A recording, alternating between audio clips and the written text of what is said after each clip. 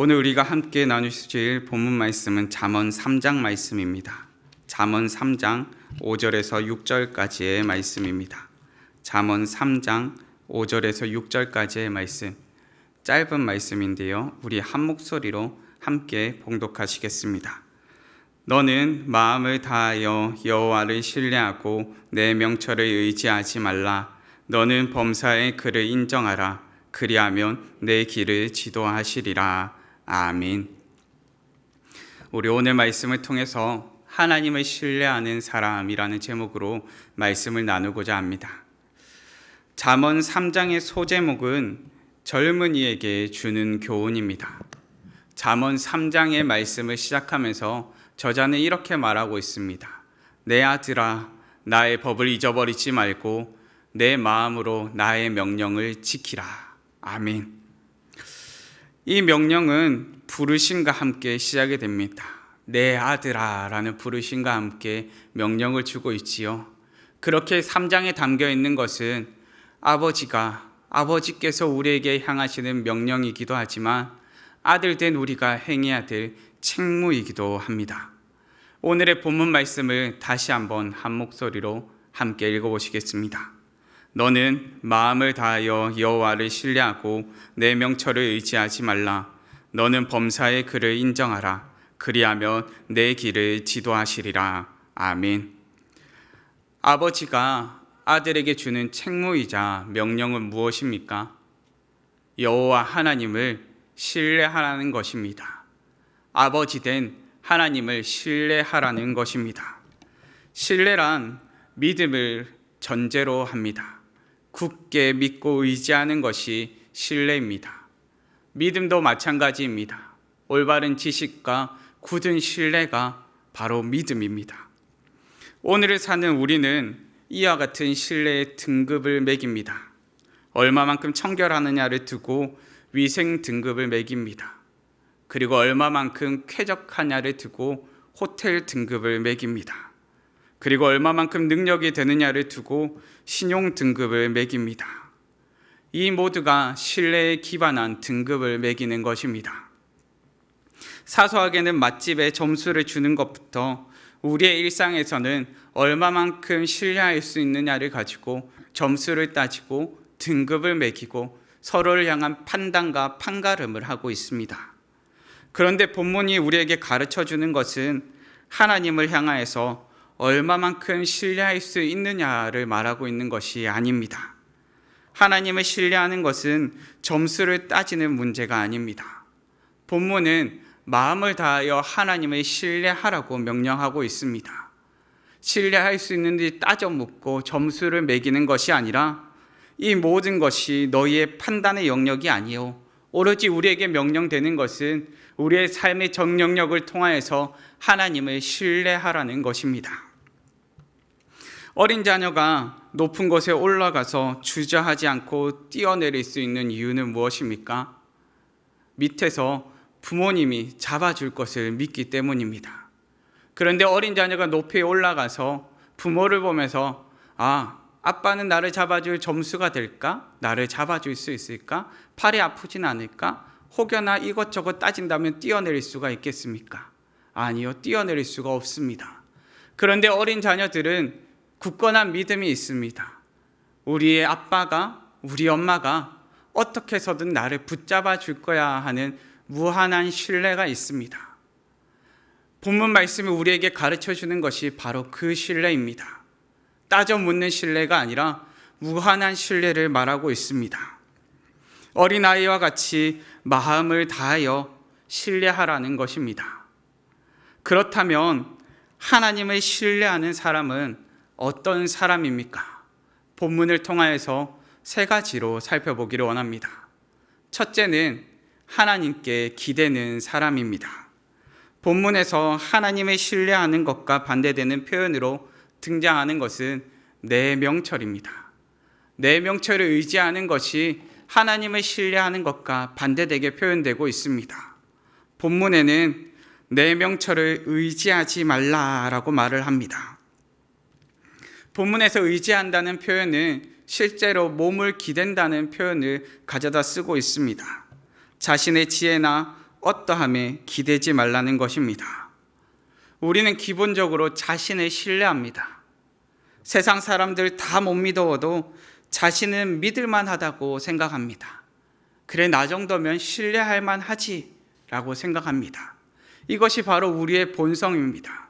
우리는 자신을 꽤 신뢰할 만한 사람으로 여기고 있습니다.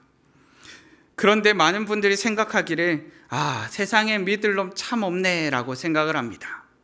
곰곰이 생각해 보십시오. 세상에 믿을 사람이 참 없는데 그 중에 한 사람은 또 누구입니까? 바로 자신입니다. 세상에 믿을 사람이 참 없는데 그 믿을 사람 없는 중에 있는 그 한 사람이 바로 자기 자신이더라는 것입니다. 이것을 어떻게 알 수 있습니까? 평생을 함께 하자는 약속으로 결혼한 사람, 그 배우자를 통해서 알 수 있습니다. 결혼을 하고 세월이 흐르고 많은 배우자분들이 고백하시는 것이 무엇입니까? 속았다 입니다. 혹시 그런 느낌이 드셨습니까? 마음속에만 간직하시기 바랍니다. 간혹 우리 가운데 속았다는 생각이 듭니다. 저도 들은 적이 있습니다. 당신이 거짓말을 못한다고 했었는데 그것조차 거짓말이었다 라면서 속았다고 얘기합니다. 그런데 이와 같이 생각하게 되는 이유는 무엇입니까? 쉽게 생각해 보면은 신뢰의 대상을 잘못 정한 것입니다. 신뢰의 대상을 잘못 선택했기 때문입니다. 세상적인 신뢰 등급의 기준도 얼마만큼 능력이 있고 안정적인 가치를 지니고 있는지를 봅니다. 하물며 우리의 삶 전부를 내어 걸 신뢰인데 어찌 그 신뢰의 대상이 가벼울 수 있겠고 어찌 그 신뢰의 대상이 우리 옆에서 한정 지을 수 있겠습니까? 본문은 그런 우리에게 하나님께 기대라고 말합니다. 우리 삶의 모든 영역에서 하나님께 기대라고 말합니다. 하나님께서 어떤 분이시기 때문에 그렇습니까? 우리의 아버지가 되셨기 때문입니다. 3장의 전반부를 살펴보시면 우리의 아버지 되신 분께서 우리에게 허락하시는 것이 있습니다. 장수와 평강을 더하시며 은총과 존귀를 베푸시는 분이 바로 우리 아버지이십니다. 하나님 아버지께서 우리를 자신의 자녀로 불러주십니다. 자녀로 불러주신 하나님 아버지께서 우리 또한 하나님의 자녀로서 하나님을 의지하며 하나님을 기대는 자녀로 살기 원하신다 말씀하시는 것입니다. 솔로몬이 여호와의 성전을 건축하고 여호와 하나님을 향하여 기도하며 간구할 때 이렇게 기도하며 간구합니다. 열왕기상 8장 39절의 말씀입니다. 주는 계신 곳 하늘에서 들으시고 사하시며 각 사람의 마음을 아시오니 그들의 모든 행위대로 행하사 갚으시옵소서. 주만 홀로 사람의 마음을 다 아심이니이다. 아멘. 하나님께 기대해야 할 이유, 하나님께 기도하며 간구하는 이유에 대해서 무엇이라 말합니까? 하나님만이 홀로 우리의 마음을 다 아시기 때문이라 말합니다. 누가 우리의 마음을 알겠습니까? 누가 우리의 억울함을 다 알겠습니까? 누가 우리의 부끄러움을 알겠습니까? 누가 우리의 괴로움을 알아서 우리의 마음을 어루만지며 우리의 마음 가운데 공감해 줄 수 있겠습니까? 나의 연약함을 알아주며 나의 연약함을 그 누가 어루만져 줄 수 있겠습니까? 그런데 누구는 아신다 말씀하십니까? 하나님 아버지는 아신다 말씀하십니다. 하나님께 기대는 사람은 우리의 인생 가운데 가장 신뢰해야 할 분을 찾은 사람입니다. 하나님을 신뢰하는 사람은 어떤 사람입니까? 둘째로 하나님께 물어보는 사람입니다. 본문의 6절 말씀에 너는 범사에 그를 인정하라고 말씀합니다. 범사에라는 표현은 모든 길, 모든 일을 표현하는 말입니다. 모든 삶의 영역에 있어서 하나님께 물어보라는 것입니다. 우리 삶의 모든 영역에서 하나님을 알기 위해서 우리는 어떻게 해야 합니까? 하나님께 물어봐야 합니다. 하나님의 뜻이 무엇이고 하나님께서 원하시는 것이 무엇이고 하나님께서 기뻐하시는 것이 무엇인지를 물어봐야 합니다. 하나님께 물어보는 자의 특징은 무엇입니까? 하나님을 더 알기 원하는 사람입니다. 이 땅을 사는 우리가 하나님께 물어보지 않는 이유는 무엇입니까? 하나님이 어떤 분이신지를 잘 모르기 때문입니다. 때로 청년들과 대화를 하다 보면 이런 부분까지 하나님께 여쭤봐야 될지 고민이 돼요 라면서 말하는 친구들이 있습니다. 직장 생활 가운데 상사와 경험하는 관계의 문제, 그리고 직장 생활 가운데서 경험하는 관계의 문제, 진로의 문제, 그리고 일상생활에서 의미 있게 살아가는 문제 등을 고민하면서 이러한 것은 신앙적인 문제도 아닌데 하나님께 여쭤봐도 될지 모르겠어요 라고 물어보는 친구들이 있습니다. 이와 같은 고민을 하는 이유는 무엇입니까? 하나님께서 어떤 분이신지를 잘 모르기 때문에 그렇습니다. 사랑하는 사람을 만나고 연애를 하다 보면은 서로를 알아가는 시간을 갖게 됩니다. 서로를 알아가는 시간을 갖게 될 때 그 가운데 생기는 것이 무엇입니까? 궁금증입니다. 그 사람이 원하는 것은 무엇이고 그 사람의 특징은 무엇이고 사소한 것 하나에서부터 끊임없이 궁금해하고 질문하게 됩니다. 왜 그렇습니까? 사랑하기 때문에 그렇습니다. 사랑하기 때문에 더 알고 싶고 서로 사랑하기 때문에 더 질문하고 물어보게 되는 것입니다. 하나님께서는 우리 삶의 모든 영역에서 하나님을 아는 사랑의 관계를 갖기 원하신다 말씀하십니다. 우리가 하나님을 사랑하고 하나님의 사랑을 누리는 관계를 원하시는 것입니다. 세상에서는 인생의 질문을 던지는 것을 철학이라 말합니다. 그런데 이 철학의 특징은 답을 가르쳐 주지 않는다는 것입니다. 철학은 정답을 가르쳐 주는 학문이 아니라 말합니다. 그럼 무엇을 가르쳐 줍니까? 세상에서 말하는 철학, 세상에서 말하는 인생 질문은 어떻게 질문해야 하는지를 가르쳐 주는 학문이라 말을 합니다. 그렇게 철학적 질문에는 답이 없습니다. 그런데 하나님께 물어보는 것은 다릅니다. 하나님께서는 자신을 지식의 근본이 되셨다고 말합니다. 답 없는 우리의 인생 가운데 답이 되어 주신다 말씀하시는 것입니다. 하나님께서는 자녀된 우리가 하나님께 끊임없이 물어보기를 원하십니다. 자녀된 우리가 하나님 아버지를 더욱더 알기를 원하시는 것입니다. 우리 삶의 모든 영역에서 살아계신 하나님을 알기 원하십니다. 자녀된 우리가 범사의 하나님을 알고 그 사랑 가운데서 살기를 원하시는 것입니다. 그렇기에 하나님께 물어보는 사람은 우리 삶의 모든 영역에서 하나님을 더 알기를 원하는 사람입니다. 하나님을 신뢰하는 사람은 어떤 사람입니까? 셋째로 하나님께서 인도하는 사람입니다. 6절 후반부에 그리하면 내 길을 지도하시리라고 말씀하십니다. 이것을 세번역 성경에서는 이렇게 표현하고 있습니다. 그러면 주님께서 내가 가는 길을 곧게 하실 것이다 라고 말씀합니다. 여기서 길은, 내가 가는 길은 단수의 표현이 아닙니다. 길들이라는 복수의 표현입니다. 내가 가는 길들을, 내가 가는 삶의 모든 부분들을 곧게 하실 것이라 말씀하십니다. 이게 어떻게 가능합니까? 하나님께서 우리의 앞서서 가시면서 우리 앞에 놓여 있는 장애물들을 평평케 하실 것이기 때문입니다.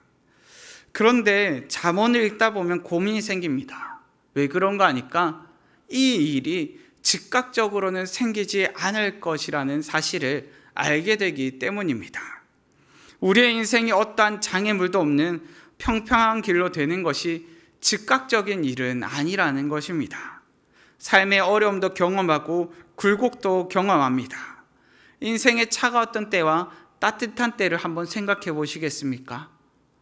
그 인생은 굴곡진 인생입니까? 평평한 인생입니까?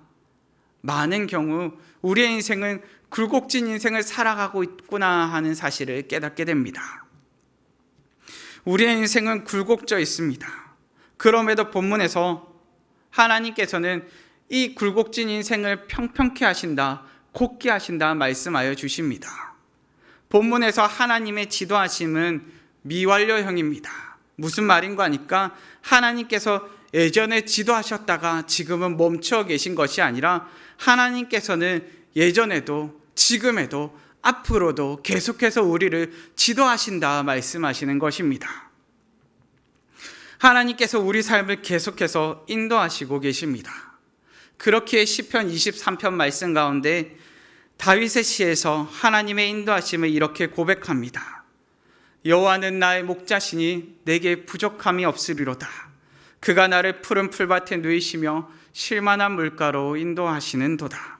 내 평생의 선하심과 인자하심이 반드시 나를 따르니니 내가 여호와의 집에 영원히 살리로다. 아멘. 하나님께서 반드시 우리를 선하심과 인자하심으로 인도하실 것입니다. 제가 군 생활을 하는 중에 지도 한 장과 나침반을 받아서 원하는 목적지, 그 목적지를 찾아가야 되는 훈련을 한 적이 있습니다. 지도와 나침반만 받았더니 한밤중에 원하는 목적지를 찾아가려니 너무 어려웠습니다. 왜인가 하니까 산기슭에 똑 떨어뜨려 놓고 한밤중에 보이는 것이라고는 달빛과 별빛밖에 없는데 그마저도 너무나 어두워서 제대로 보이지 않는 곳에서 목적지를 찾아오라고 지도와 나침반만을 던져주었기 때문입니다. 그런데 목적지를 찾아감에 있어서 무엇이 중요했을까요? 바로 지도를 보면서 나침반을 확인할 때 내가 있는 올바른 위치가 어디이고 내가 나아가야 될 올바른 방향이 어디인지를 살펴보게 됩니다.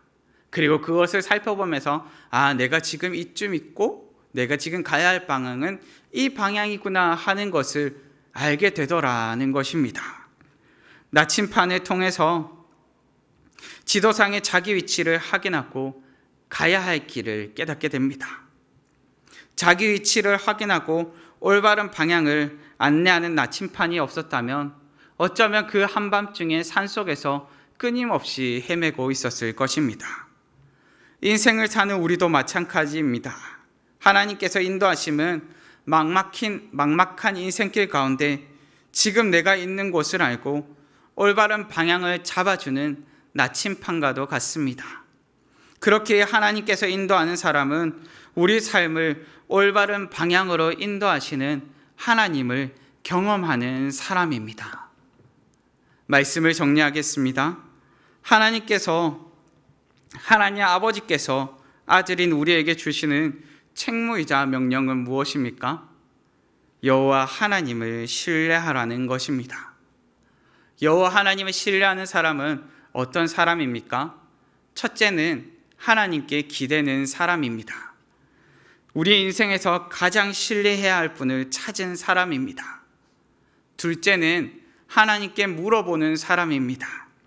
우리 삶의 모든 영역에서 하나님을 더욱 알기 원하는 사람입니다.